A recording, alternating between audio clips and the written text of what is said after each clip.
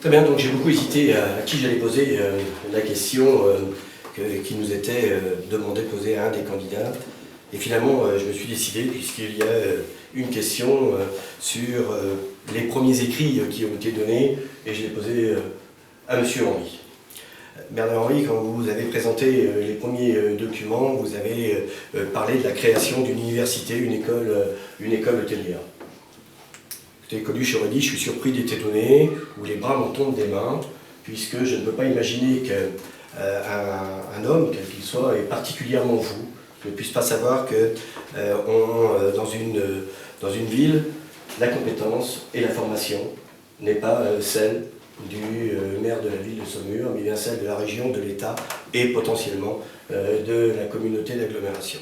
Je ne peux pas imaginer que celui qui est candidat à la mairie de Saumur ne puisse pas savoir, et particulièrement vous êtes impliqué profondément dans le tourisme, qu'il y a une école hôtelière et un CFA qui font un travail extraordinaire en matière d'hôtellerie. Je laisse répondre. Oui, il n'y a pas que ça, il n'y a pas que le CFA et le lycée qui préparent avec cette école hôtelière, il y a aussi sur l'île de la formation au tourisme, donc on a 3 petites formations qui existent. En fait, notre réflexion c'était de chercher comment faire venir des entreprises à Saumur.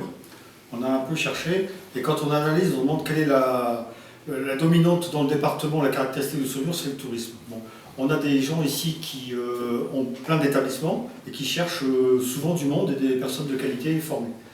Donc on s'est dit ce serait dommage. Saumur a été appelée la seconde Genève. Pourquoi est-ce que Saumur ne se ferait pas appeler la seconde Lausanne, qui est la plus grande école hôtelière du monde? Et pourquoi on ne servirait pas sous un bandeau unique, créer un campus qui intégrerait les éléments déjà existants et qui permettrait de former, donner du travail à nos jeunes de nos quartiers, à tout niveau. Ça peut être aussi bien plongeurs, femmes de sang. Il y a déjà des formations qui existent un petit peu dans ce domaine-là, mais regrouper tout ça sous un label unique qui profite du sérieux et de la garantie que représente l'image de Saumur, pour attirer des jeunes, venir se former ici et abonder pour les personnels de l'établissement. Vous souhaitez faire une marque, et non pas un GIE, non pas de la formation, c'est vous les regrouper. Je me dis qu'il y a quelque chose à faire. Alors ensuite, où est-ce qu'on l'implante?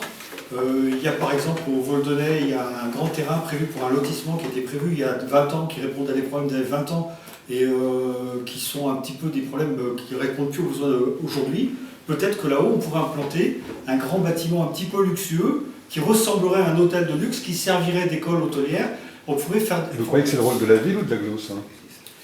Alors, le rôle de la ville, je considère que chaque citoyen qui a un problème, que ce soit à la ville, à l'agglo, etc., il doit avoir un guichet unique, et même dans une commune déléguée, il doit pouvoir aller poser son problème aux communes déléguées. Si c'est du ressort de la ville, on traite. Si c'est du ressort de l'agglo, on a des conseillers communautaires qui vont traiter. Si c'est le cas au-dessus, on prend le problème et on le pousse au-dessus.